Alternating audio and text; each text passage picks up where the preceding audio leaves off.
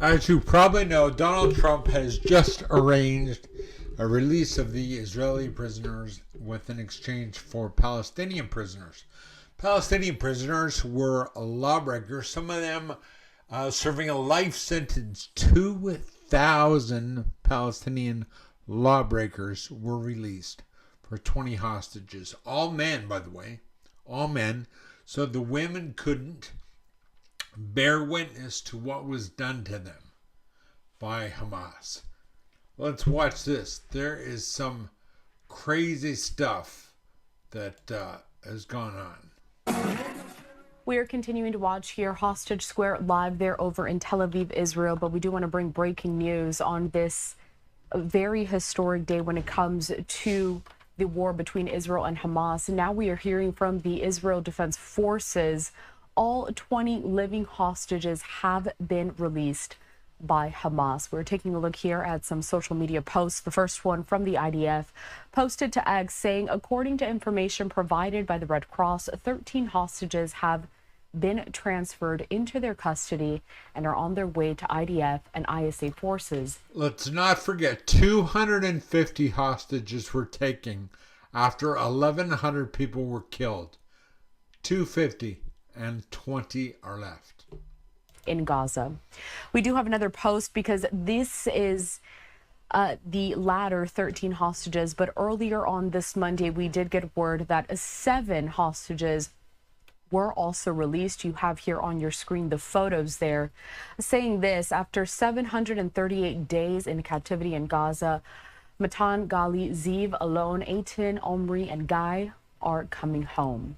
It was just moments ago where we showcased live to you the images of those Red Cross vehicles ushering what we believed and what may have been those hostages. I want to bring up some of those images here on your screen once again. Again, we showcased them to you live when it was happening just a few minutes ago here, but you can see here the images that we have over at a military base, which those hostages were going to be transferred over to IDF forces. But these were the Red Cross vehicles that we see there on your screen.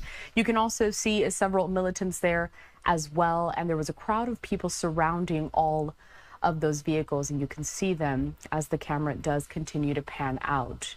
This comes as President Trump set to address the Knesset, that being the first by a U.S. president since Bush, who was a fellow Republican, and he had spoken to Israeli lawmakers during his visit back in 2008. But we are following all of these developments here in real time as all of those 20 living hostages have been released by Hamas. You out to this, another social media post that we have here from Israeli Prime Minister Benjamin Netanyahu, who is in Jerusalem accompanying President Trump. He has this, including the photos of those 7 hostages that were released earlier on this Monday, saying, welcome back home.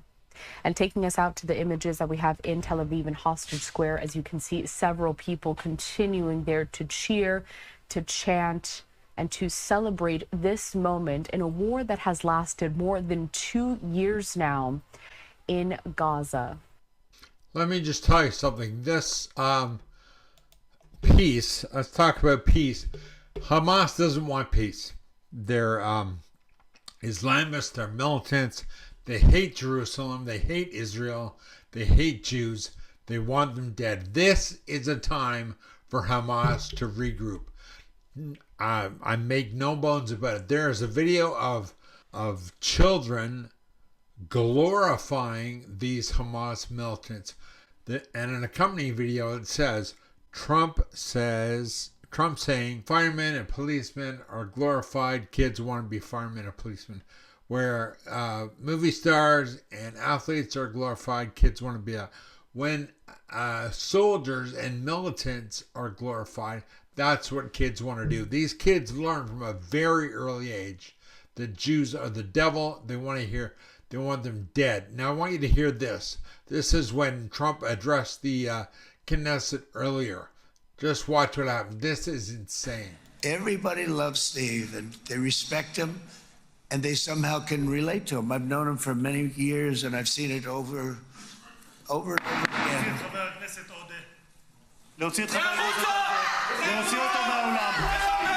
See? It's hate. החוצה. להוציא גם את חבר הכנסת כסיף. להוציא את חבר הכנסת כסיף מהאולם. להוציא אותו מיד. See? That's Hamas. That's Palestine. They're demons.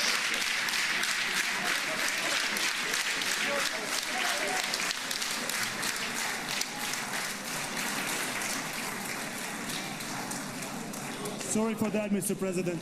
See, they don't want peace. Even when there's Trump's addressing the Knesset, somebody yells, scream. I can't speak Hebrew, but this is insane. This is what you're dealing with. This is, it's been said many times. If the Arabs laid down their weapons, the war would be over. If Israel laid down their weapons, there'd be no more Israel. Why do you think they have an Iron Dome? They're not going to let that Iron Dome down now that there's quote-unquote peace. No, because Hamas wants them wiped off the map. They will just rebrand them as the Gaza Defense Forces. So I've heard that already. So they're more of a victim. This is what they want. Hamas wants to play the victim, and they have sympathy around the world. You've seen the protests all around, pro-Palestine or pro-Hamas, whatever. Oh, the Gazans, they've been killed. And look, if October 7th didn't happen 2 years ago, none of this happens. Hamas brought this on themselves. They sacrificed their own people, and they're funded by Iran, funded by Qatar, funded by the Middle East, and this is a tragedy that should have never, ever happened. And I blame it all on Hamas and its supporters.